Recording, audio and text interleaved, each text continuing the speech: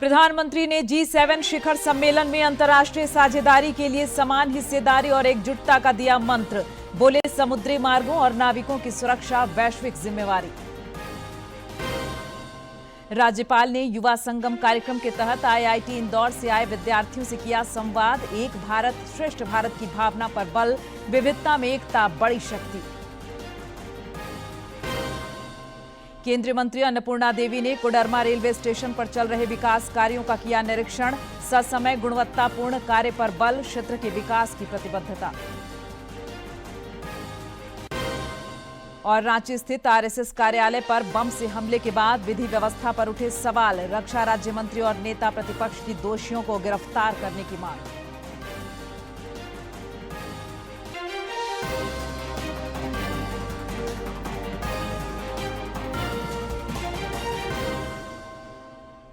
नमस्कार, खबरें झारखंड में आपका स्वागत है। मैं हूं प्रियंका और अब समाचार विस्तार से।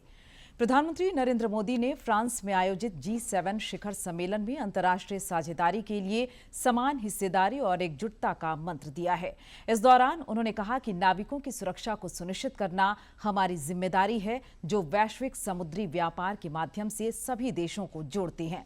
उन्होंने यह भी कहा कि भारत की सोच सदियों से वसुधैव कुटुंबकम की रही है और इसलिए भारत दुनिया में प्राकृतिक आपदाओं के समय सबसे पहले मदद पहुंचाने वाला देश बना है। का मुद्दा उठाया और कहा है कि मौजूदा हालात में समुद्री रास्तों और समुद्री यात्रियों को सुरक्षित रखना बेहद जरूरी है।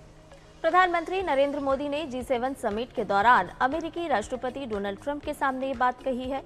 अपने संबोधन में पीएम ने और भी कई महत्वपूर्ण बातों का जिक्र किया। G7 बैठक में दुनिया की सुरक्षा और व्यापार को लेकर चिंता जताई और कहा कि समुद्र के रास्तों को सुरक्षित रखना बहुत जरूरी है। उन्होंने आगे कहा कि हम पश्चिम एशिया में शांति प्रयासों में हुई प्रगति का स्वागत करते हैं। इस संघर्ष से वेस्ट एशिया में हमारे मित्र देशों को जानमाल का नुकसान झेलना पड़ा है, ये कहना है प्रधानमंत्री नरेंद्र मोदी का। और हॉर्मुज स्ट्रेट में मैरीटाइम ट्रेड में आई बाधा के कारण पूरे विश्व की अर्थव्यवस्था को नुकसान पहुंचा है। भारत के कई नागरिकों को जान गंवानी पड़ी है। ग्लोबल मैरीटाइम ट्रेड के माध्यम से सभी देशों को आपस में जोड़ने वाले नाविकों की सुरक्षा हमारा दायित्व है। हमें यह सुनिश्चित करना होगा कि समुद्री मार्ग सुरक्षित रहे और सीफेयरर्स बिना भय के अपना कार्य कर सके। तो G7 में प्रधानमंत्री नरेंद्र मोदी ने नाविकों की सुरक्षा का मुद्दा उठाया और उससे जुड़ी कई बड़ी बातों का जिक्र किया।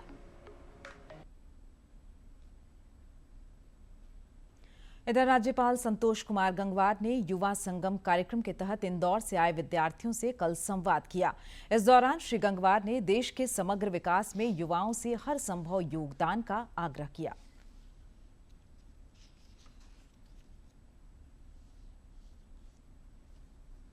झारखंड के दौरे पर है।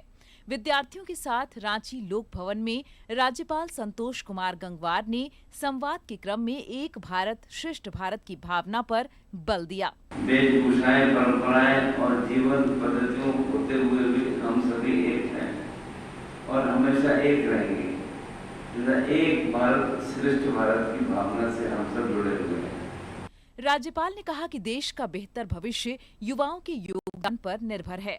देश को युवाओं से काफी उम्मीदें हैं। श्री गंगवार ने कहा कि विविधता में एकता देश की बड़ी ताकत है।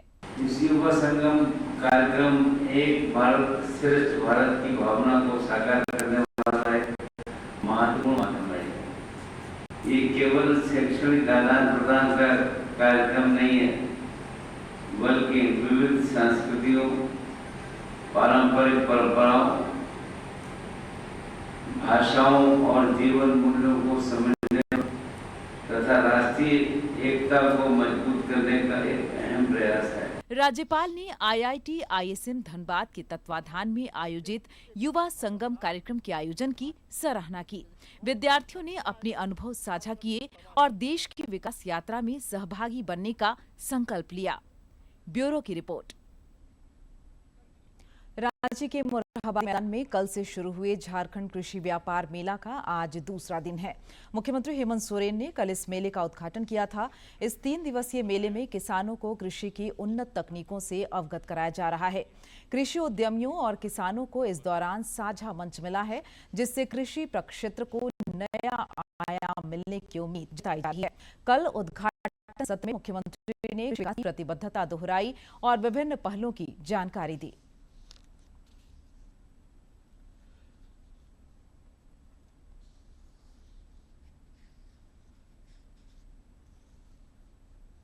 कृषि व्यापार मेला जिस तरीके से समय काल बीत रहा है, हमारे कृषक वर्तमान में जो कंपटीशन की व्यवस्था है उसमें अपने आप को कैसे खड़ा कर पाए, इसका एक छोटा सा रूप आज इस मेले में उतारने का प्रयास सरकार की तरफ से हुआ है।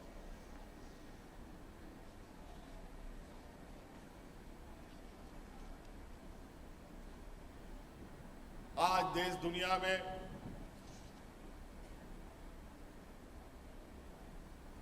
किस तरीके से वैज्ञानिक तरीके से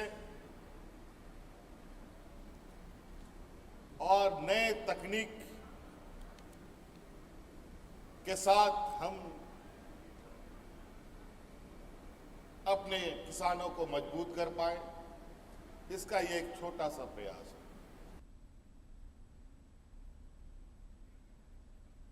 राज्य में एसआईआर प्रक्रिया के तहत सेल्फ और पेरेंटल वोटर मैपिंग का पहला सत्र पूरा हो गया है। राज्य के मुख्य निर्वाचन पदाधिकारी के रवि कुमार ने इस बात की जानकारी साझा करते हुए बताया कि झारखंड के 1,63,00,000 मतदाताओं को कोई दस्तावेज नहीं जमा करने होंगे। इधर एसआईआर मैपिंग के दूसरे और अंतिम सत्र की तैयारियां जोरों पर है। रांची उपायुक्त मंजूनाथ भजंत्री की अध्यक्षता में कल इस सिलसिले में बैठक आयोजित हुई। उपायुक्त ने कहा कि मतदाता सूची की शुद्धता सुनिश्चित करने के लिए योग्य मतदाताओं का 100% पंजीकरण अत्यंत आवश्यक है।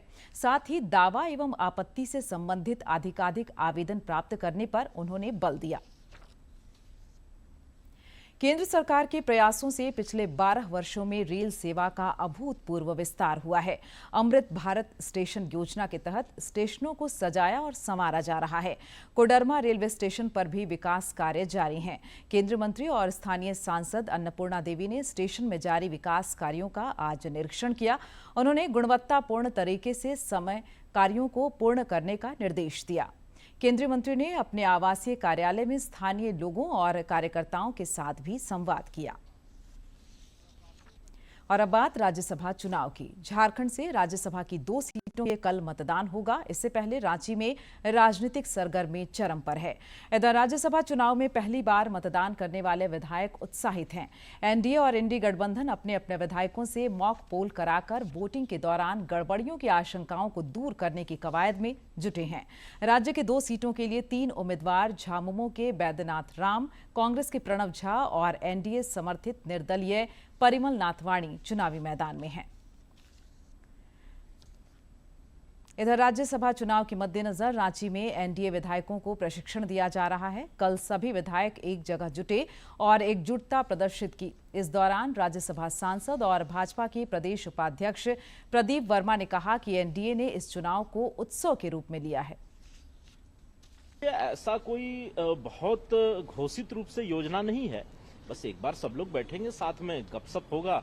कोई ऐसा नहीं है कि बहुत कोई खतरा है। भारतीय जनता पार्टी के विधायक हमेशा पार्टी लाइन पे रहते हैं। पार्टी ने जो डिसीजन ले लिया है उस डिसीजन के साथ रहने वाले लोग हैं, तो अलग से कोई खतरा और ऐसा कोई विषय नहीं है। बस एक साथ बैठने का अवसर मिलेगा, सब एक साथ बैठ के गपशप करेंगे। इंडी गठबंधन में भी राज्यसभा चुनाव को लेकर बैठकों का दौर जारी है। सीएम आवास में कल बैठक हुई, जिस दौरान विधायकों ने मॉक पोल में हिस्सा लिया। बाद में पत्रकारों से बातचीत में कांग्रेस के प्रदेश प्रभारी के राजू और मंत्री राधाकृष्ण किशोर तथा अन्य मंत्रियों ने जीत के दावे किए। भरोसा नहीं है। अच्छा, हाँ, मैं भी उसलिए उनको होटल में रखा। फिर हमारा एमएलए पर हमें पूरा भरोसा है। प्रत्याशी श्री बैजनाथ राम जी को 29 वोट, 1 वोट रविंद्र महतो जी जो हमारे स्पीकर हैं वो वहाँ वोट कास्ट करेंगे। यहाँ आना उनका संवैधानिक दृष्टिकोण से उचित नहीं था, तो मान के चलिए 30 और 27 वोट कांग्रेस उम्मीदवार के पक्ष में। एक वोट उन्होंने कहा अरूप चटर्जी जी, उन्होंने पहले ही बता दिया था कि आज हम नहीं आ पाएंगे, कल आएंगे, लेकिन माले के 1 वोट हम सबों को मिला तो 27 हो गया। रांची में एक बार फिर विधि व्यवस्था को लेकर सवाल खड़े हुए हैं। कल देर रात निवारणपुर स्थित आरएसएस कार्यालय पर पेट्रोल बम फेंका गया है। भाजपा के प्रदेश अध्यक्ष, नेता प्रतिपक्ष और रक्षा राज्य मंत्री ने दोषियों की गिरफ्तारी की मांग की है। राजधानी रांची में इन दिनों अपराधी बेखौफ नजर आ रहे हैं। ताजा मामला निवारणपुर का है, जहां अपराधियों ने आरएसएस कार्यालय को निशाना बनाने की कोशिश की। बम से हमले की तस्वीरें सीसीटीवी में कैद हुई हैं, जिनमें 2 नकाबपोश दिख रहे हैं। इधर रक्षा राज्य मंत्री संजय सेठ और नेता प्रतिपक्ष बाबूलाल मरांडी समेत अन्य नेताओं ने घटनास्थल का जायजा लेकर दोषियों की गिरफ्तारी की मांग की।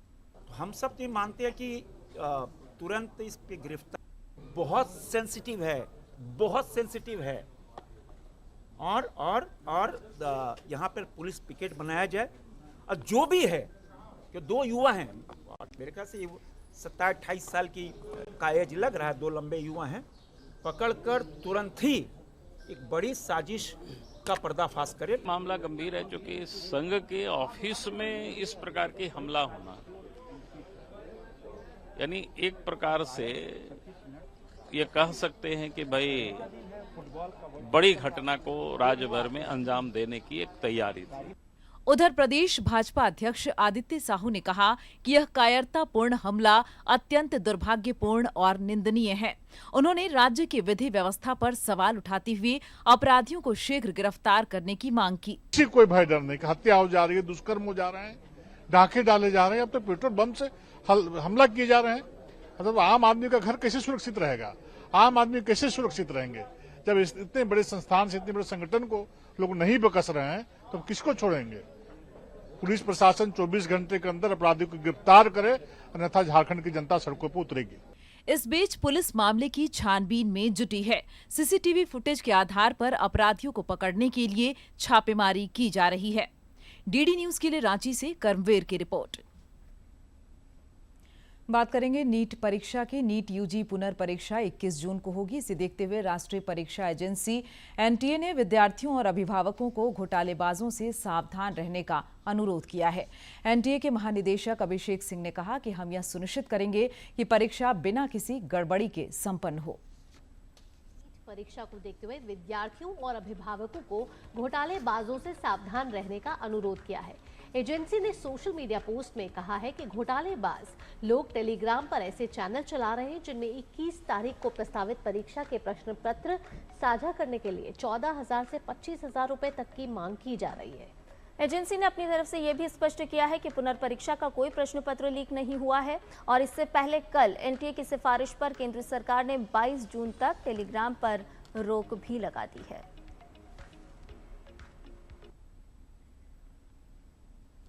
खबरें झारखंड की। प्रधानमंत्री नरेंद्र मोदी के नेतृत्व में केंद्र सरकार के पिछले 12 वर्षों के दौरान विकास और जन कल्याण के कार्यों को नई दिशा मिली है।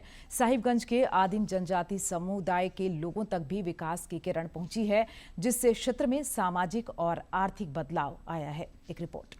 स्वरोजगार प्रशिक्षण संस्थान में इन दिनों उत्साह का माहौल है। यहाँ भारत सरकार के निर्देशों के तहत पीवीटीजी और बीपीएल परिवारों की महिलाओं को रोजगार परक विषयों पर प्रशिक्षण दिया जा रहा है। संस्थान ने इस वित्तीय वर्ष में 1050 लोगों को विभिन्न बैचों में प्रशिक्षित करने का लक्ष्य रखा है। अभी दोनों मिला के अभी मेरे पास एक में 35 है और एक में 30 है। ब्यूटी पार्लर वाला जो कोर्स मेरा चल रहा है उसमें आपको 35 है और हॉर्टिकल्चर वाला में मेरे 30 है। और इस साल हम लोगों का जो अभी तक का प्रोग्राम जो दिया गया है भारत सरकार के द्वारा से, अभी तक टोटल हमको 35 प्रोग्राम कराने हैं। साहिबगंज का एक बड़ा हिस्सा पहाड़ी है और वहाँ सिंचाई की समस्या रहती है। इसलिए आरसेटी ने ड्रिप इरिगेशन, पॉली हाउस और जैविक खेती पर विशेष फोकस किया है। संथाल और पहाड़िया समुदाय की महिलाएं अब बेमौसम सब्जियों की खेती कर अच्छा मुनाफा कमाने का हुनर सीख रही हैं। मैं यहाँ कृषि के बारे में आप लोगों को बताने आई हूँ कि कैसे हम लोग कृषि तकनीक को आगे बढ़ाएं और उसमें किस तकनीक को जोड़ें कि हम लोग का जो है कृषि तकनीक सही रूप से हो सके और हम लोग उसमें ज़्यादा से ज़्यादा उत्पादन ले सकें और कम से कम खपत में मतलब कम से कम खर्च में कैसे हम लोग खेती तकनीक को आगे लेके जाएं और उससे ज़्यादा से ज़्यादा लाभ कमाएं। खेती कैसे करें? तो जैविक खेती मतलब अब रासायनिक खाद का कम से कम हम लोग उपयोग करेंगे। तो उसके लिए हम लोग को सिखाया गया कि जैविक खाद कैसे बनाना है। जैसे हम लोग को वर्मी कंपोस्ट खाद बनाने के लिए सिखाया गया। खेती के साथ साथ आज के फैशन के दौर में ग्रामीण महिलाओं का रुझान ब्यूटिशियन कोर्स की ओर भी बढ़ा है। सुदूर ग्रामीण क्षेत्रों में जहां ब्यूटी पार्लर की सुविधा नहीं है, वहां ये महिलाएं हुनर सीखकर न केवल सौंदर्य बल्कि धनोपार्जन की नई राह तलाश रही हैं। जिसमें अलग अलग तरह से इन लोगों को सब चीज़ सिखाएं, जैसे लोगों से eyebrow, bleach, wax, manicure, pedicure, hair straightening, hair highlight, मतलब जितना भी पार्लर में कोर्स होता है सारा चीज़। आज इन लोग का ब्राइडल का सेशन है, तो मेकअप कैसे होता है, मेकअप में क्या क्या चीज़ प्रोडक्ट इस्तेमाल होते हैं, कौन सा बेस पहले मतलब चीज़ इस्तेमाल होता है, वो सारा चीज़ आज इन लोग को सिखा रहे हैं। मैंने बहुत कुछ सीखा ब्यूटी पार्लर में और यहाँ से सीख के मैं अपने घर जाकर अच्छे से मतलब ब्यूटी पार्लर चलाऊंगी। मैं खुद में मतलब आत्मनिर्भर हो रही हूँ। जितने भी वर्क होते हैं उसके बारे में जाना सीखा। यहाँ की मैम बहुत अच्छी है। यहाँ की व्यवस्था जो है खाने पीने रहने का और सेफ्टी का, हम लोग लड़की हैं तो हमें ज़्यादा सेफ्टी की जरूरत पड़ती है, तो यहाँ सेफ्टी की व्यवस्था बहुत ही अच्छी हुई। समय और स्थान के अनुरूप कौशल विकास की यह पहल साहिबगंज के सुदूर ग्रामीण इलाकों में बदलाव की बयार ला रही है। सरकार के इन प्रयासों से न केवल पलायन रुकेगा बल्कि ग्रामीण अर्थव्यवस्था को भी मजबूती मिलेगी। साहिबगंज से आनंद की रिपोर्ट। योग ने बीते वर्षों में जन आंदोलन का रूप लिया है। अंतर्राष्ट्रीय योग दिवस से पहले सरायकेला खरसावां में भी इसकी झलक देखने को मिल रही है, जहां महिलाएं बढ़ चढ़कर योगाभ्यास कर रही हैं।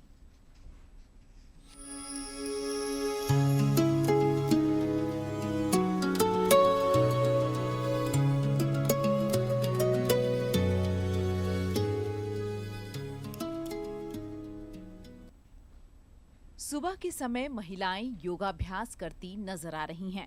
योग प्रशिक्षकों के मार्गदर्शन में वे योगासन, प्राणायाम और ध्यान के माध्यम से स्वस्थ जीवन शैली अपनाने का संदेश दे रही हैं। योग का निरंतर अभ्यास करने वाली तिशा आहूजा और राम्या झा बताती हैं कि जब से उन्होंने योग करना शुरू किया है, तब से वे अधिक स्वस्थ और ऊर्जावान महसूस कर रही हैं। वहीं योग टीचर उन्हें लगातार योगाभ्यास करने का सही तरीका बताती रहती हैं। आई फील एवरी डे जब हम यहाँ पर आकर योगा करते हैं, whether it's meditating, whether it's the poses that we do, बहुत ज्यादा पॉजिटिव एनर्जी आती है। And our PM Narendra Modi has started this initiative also, and I believe everyone should actually invest 1 hour into yoga. अब जाके realise हो रहा है कि शायद सच में बिल्कुल यही सही तरीका है to live your life, rather than आप स्क्रीन्स देखो रात 12 बजे 10 बजे। आई फील सबको अकॉर्डिंग टू द सन चलना चाहिए and it will change your life. 8 साल से योगा कर रही हूँ और उससे मेरे बॉडी में कभी डिजीज वगैरह नहीं हुआ, मेरा ब्रीदिंग नॉर्मल, मतलब सब कुछ मेरा बॉडी में अच्छा ही होता है। हमेशा सबको सुबह उठ के योगा करना ही चाहिए। जो जॉब करते हैं, सब कुछ करते हैं, उनको लाइफ में मतलब कम से कम अप्रॉक्स 15 मिनट्स कम से कम आपको देना चाहिए ताकि आपकी बॉडी फिट रहे, आप हमेशा हेल्दी रहे। इस खुले वातावरण और प्रकृति की गोद में सुबह के सूर्य की लालिमा के बीच महिलाएं सूर्य नमस्कार और योगाभ्यास कर रही हैं। योग शिविरों में महिलाओं की बढ़ती भागीदारी जिले में स्वास्थ्य के प्रति बढ़ती जागरूकता को दर्शा रही है। योग को अपने दिनचर्या का हिस्सा बनाने वाली सोनिया आहूजा बताती हैं कि जिस दिन वह योग नहीं कर पाती, उस दिन उन्हें अधूरापन महसूस होता है। वहीं अर्चना सिंह ने योग को जन जन तक पहुंचाने के लिए प्रधानमंत्री का आभार जताया। अपने आप को पुश करती हूँ कि मैं जाऊँ योगा करूँ, और उस योगा के करने से ही आज मैं 48-49 ईयर्स की हूँ, तो मैं बहुत अच्छे से अपने आप को फिट रख पाई हूँ और बहुत सारी मेडिसिन से दूर हूँ। आज इस समय में कोई बीमारी नहीं है, कुछ नहीं है, सिर्फ एक योगा की वजह से। मैं मोदी जी का धन्यवाद करूंगी क्योंकि उन्होंने ये इंटरनेशनल योगा डे का स्टार्ट करवाए, तो इसके लिए हम सभी 21 जून को इंटरनेशनल योगा डे के लिए ही ये उत्सव के जैसा एक दूसरे, चाहे वो ऑफिस हो, चाहे कोई कम्युनिटी सेंटर हो, चाहे कोई पार्क हो, कहीं भी हो, एक छोटे से बच्चे से लेके वृद्ध अवस्था के सभी इसको एंजॉय करते हैं और अपने लाइफ को चेंज करते हैं। इसलिए मोदी जी का ही बहुत बहुत धन्यवाद जो इस योगा दिवस को उत्सव दिवस की तरह मना दिया। प्रधानमंत्री नरेंद्र मोदी जी की पहल पर योग को वैश्विक पहचान मिली है। आज इसका असर सरायकेला खरसवां जैसे जिलों में दिखाई दे रहा है, जहां महिलाएं योग को अपनाकर स्वस्थ और जागरूक समाज के निर्माण में महत्वपूर्ण भूमिका निभा रही है। मैं अनूप मिश्रा, डीडी न्यूज, सरायकेला खरसवां। प्रधानमंत्री नरेंद्र मोदी इस महीने की 28 तारीख को मन की बात कार्यक्रम में देश विदेश के लोगों के साथ विचार साझा करेंगे। श्रोता कार्यक्रम के लिए अपने सुझाव भेज सकती हैं। इसके लिए फोन लाइन 26 जून तक खुली रहेगी। गौरतलब है कि प्रधानमंत्री का यह कार्यक्रम कई जन आंदोलनों का वाहक बना है और लोग हर महीने इस लोकप्रिय कार्यक्रम का बेसब्री से इंतजार करते हैं। कफ सिरप बिक्री को लेकर केंद्रीय स्वास्थ्य मंत्रालय ने नए दिशा निर्देश जारी किए हैं। नए नियमों के तहत अब बिना डॉक्टर के पर्ची के कोई भी कफ सिरप नहीं मिलेगी। सिरप अब केवल डॉक्टर के पर्चे पर ही उपलब्ध हो पाएगा। कोई भी दवा दुकान से जाकर अब कफ सिरप नहीं खरीद सकता है। सरकार ने इसके लिए नोटिफिकेशन जारी कर दिया है। सरकार ने कफ सिरप के दुरुपयोग को रोकने के लिए अहम कदम उठाया है। स्वास्थ्य मंत्रालय ने नई अधिसूचना इसके संदर्भ में जारी कर दी है। लिहाजा अब बिना वैध पर्चे के सिरप नहीं मिलेगा। मेडिकल स्टोर से बिना पर्ची बिक्री सीधे अब बंद कर दी गई है। आपको बता दें कि केमिस्ट को नया सरकारी आदेश मानना अनिवार्य होगा, यानी कि इस आदेश का पालन करना ही होगा। दवा विक्रेता को डॉक्टर की पर्ची जांचना अनिवार्य कर दिया गया है। इसके अलावा पर्ची पर लिखी मात्रा ही दवा स्टोर से खरीद सकेंगे, यानी कि पर्ची पर डॉक्टर जितनी मात्रा में आपको कफ सिरप लेने के लिए कहेगा उतनी ही मात्रा में आपको दवा दुकान से सिरप मिल सकेगा। केमिस्ट को बिक्री का पूरा रिकॉर्ड भी रखना होगा। कई सारी ऐसी दवाइयां होती हैं जिसका रिकॉर्ड रखना होता है केमिस्ट को, और उसी तरह से अब कफ सिरप के लिए भी अगर आप बिक्री कर रहे हैं तो उसका पूरा रिकॉर्ड आपको मेंटेन करना होगा। नियम तोड़ने पर मेडिकल स्टोर का लाइसेंस रद्द कर दिया जाएगा, यानी कि सावधान रहना होगा अब मेडिकल स्टोर्स को, मेडिकल संचालकों को। अगर बगैर पर्ची सिरप बेचा तो फिर आपकी खैर नहीं होगी। नियम तोड़ने वालों पर सरकार का एक्शन होगा और इसीलिए सख्त चेतावनी सरकार की ओर से जारी कर दी गई है। स्वास्थ्य मंत्रालय ने यह अधिसूचना जारी की है। रुक कर लेते मौसम का। राज्य के कुछ इलाकों में मानसून की रफ्तार धूप की तपिश के आगे फीकी पड़ती दिख रही है। गर्मी से परेशानी बढ़ी हुई है और मानसूनी बारिश का इंतजार है। राज्य के ज्यादातर इलाके तक मानसून पहुंच चुका है, लेकिन बारिश अभी भी नदारद है। और अधिक जानकारी दे रहे हैं हमारे सहयोगी। मानसून धीरे धीरे पूरे राज्य को कवर करने लगी है। हालांकि राज्य के कई जिलों में आसमान में बादल तो छाए रह रहे हैं, लेकिन बारिश नहीं हो पा रही है। वहीं मौसम विभाग ने इस बार चेतावनी जारी की है कि इस बार अल्नीनो का इफेक्ट अच्छा खासा देखने को मिल सकता है, जिसके कारण से जून और जुलाई में होने वाली सामान्य वर्षा में थोड़ी गिरावट देखने को मिल सकती है। मौसम विभाग के अनुसार आज राजधानी रांची, खूंटी, सिमडेगा, पूर्वी सिंहभूम, पश्चिमी सिंहभूम और लातेहार में हल्की बारिश होने की संभावना जताई गई है। मौसम विभाग के अनुसार अगले 18 जून से लेकर के 22 जून तक राज्य के उत्तर पूर्वी, निकटवर्ती मध्य भागों और दक्षिण भागों में हल्की बारिश, मेघ गर्जन, वज्रपात और तेज हवाओं के बीच बारिश होने की संभावना जताई गई है। मौसम विभाग के अनुसार अगले 1 से 2 दिन में अधिकतम तापमान में 2 से 3 डिग्री की बढ़ोतरी देखने को मिल सकती है। मैं रविकांत कुमार, सहयोगी सौरभ कुमार के साथ, दूरदर्शन समाचार, रांची। और अब बात फीफा वर्ल्ड कप की। फीफा विश्व कप फुटबॉल का रोमांच बढ़ता जा रहा है। कल खेले गए एक मैच में अर्जेंटीना ने अल्जीरिया को करारी शिकस्त दी। स्टार खिलाड़ी लियोनेल मेसी ने हैट्रिक गोल दागे। खिलाड़ी लगातार अपना जलवा यहां दिखा रहे हैं, लेकिन अर्जेंटीना बनाम अल्जीरिया पर सभी की नजर थी और अर्जेंटीना ने अल्जीरिया को करारी शिकस्त यहां दे दी है। स्टार खिलाड़ी लियोनेल मेसी ने 3 गोल दाग दिए हैं और मेसी के धुआंधार गोल से अल्जीरिया को हार का सामना करना पड़ा है। तो फुटबॉल वर्ल्ड कप से जुड़ी हुई बड़ी खबर आपके साथ कर रहे हैं साझा, जहां पर अर्जेंटीना के खिलाड़ी मेसी की हैट्रिक है और साथ ही साथ आपको ये भी बताते चलें कि मेसी ने 17वें मिनट में पहला, 60वें मिनट में दूसरा और 76 मिनट में तीसरा गोल किया है। लियोनेल मेसी ने अल्जीरिया के खिलाफ अर्जेंटीना के शुरुआती मैच में हैट्रिक लगाकर पुरुषों के वर्ल्ड कप में सबसे ज्यादा गोल दाग दिए हैं और इसका रिकॉर्ड बराबर कर लिया है। उन्होंने जर्मनी के पूर्व स्ट्राइकर मिरोस्लाव क्लोज के 16 गोल के रिकॉर्ड की बराबरी की। तो यहाँ फीफा वर्ल्ड कप से जुड़ी हुई बड़ी खबर, जहां दुनिया भर में इस समय फुटबॉल का खुमार छाया हुआ है और सभी की नजरें अर्जेंटीना बनाम अल्जीरिया के मैच में थी, जहां लियोनेल मेसी ने रिकॉर्ड 3 गोल किए हैं और जर्मनी के स्ट्राइकर का रिकॉर्ड भी उन्होंने पार कर लिया है। मौजूदा वर्ल्ड कप के पहले ही मैच में ये रिकॉर्ड लियोनेल मेसी ने लगा दिया है। लियोनेल मेसी ने फीफा वर्ल्ड कप में 3 गोल दागे हैं। मेसी ने विश्व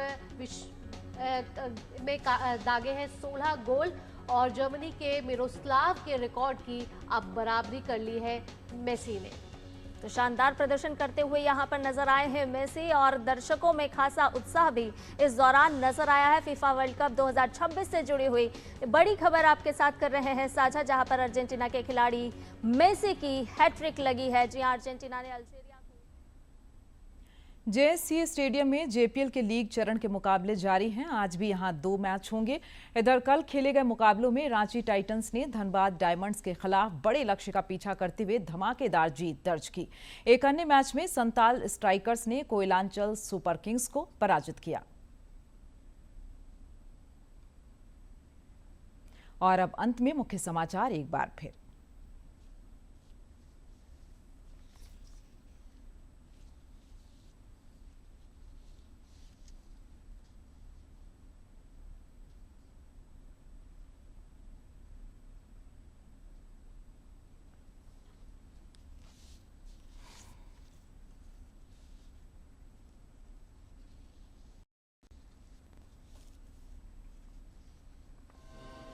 प्रधानमंत्री ने G7 शिखर सम्मेलन में अंतर्राष्ट्रीय साझेदारी के लिए समान हिस्सेदारी और एकजुटता का दिया मंत्र।